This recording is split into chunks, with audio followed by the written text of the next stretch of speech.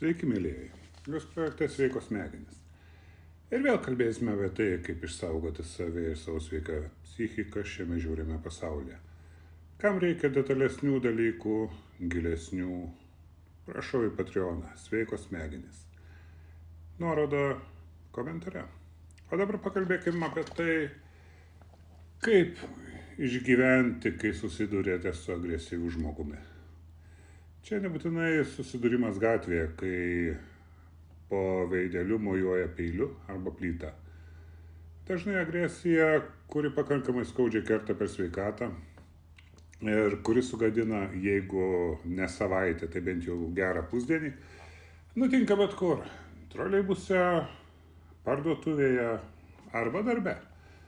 Tai irgi pakankamai dažnas dalykas. Nekalbu apie piktybinius šeimos narius, kurie taip pat linkia išsikrauti, terorizuodami kitus. Taigi, pradėkime.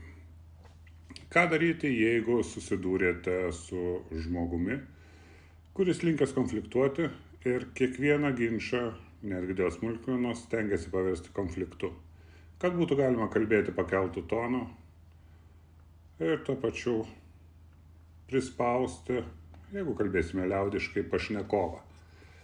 O kalbant dar paprasčiau, toks žmogus tiesiog mėgsta dominuoti.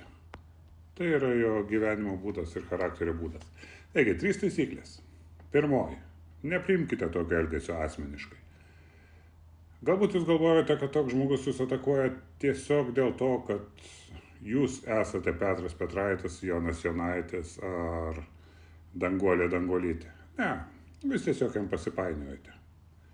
Žiūrėkite į tai į šalį, tarsi moderatorius, kuris turi spręsti šią problemą ir kuris ieško sprendimų, tačiau kuris tarsi nedalyvauja šiame konflikte. Atsiminkite paprastą taisyklę.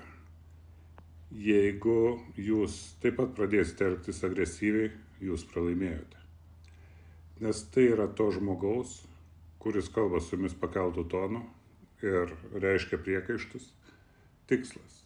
Jo tikslas išvesti jūs iš pusiausvyros. Taigi, dar kartą kartoju, pasistengkite atsiriboti.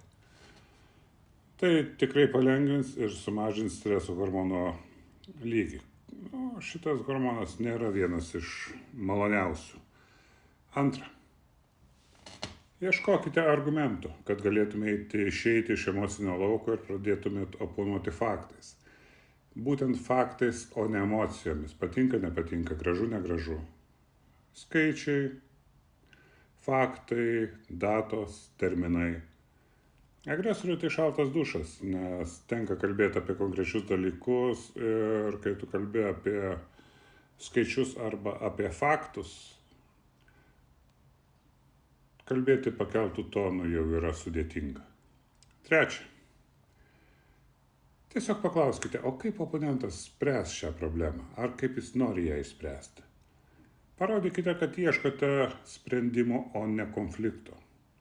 Negilinate konflikto ir nesate agresyvus ir nesate pavojingas. Galbūt kai kuriais atvejais tai tarsi atsitraukimas, tačiau atsiminkite paprastą tiesą. Agresija gimdo agresiją. Ir į niekur neveda. Kaip sako sena liaudies patarlė, geriau prasta taika negu geras karas. Kas norite detaliau, prašau į mūsų Patreono paskyrą Sveikos smegenys. Nuoroda komentare. Ten kur kas detalesni dalykai ir kur kas daugiau informacijos negu čia. Iki.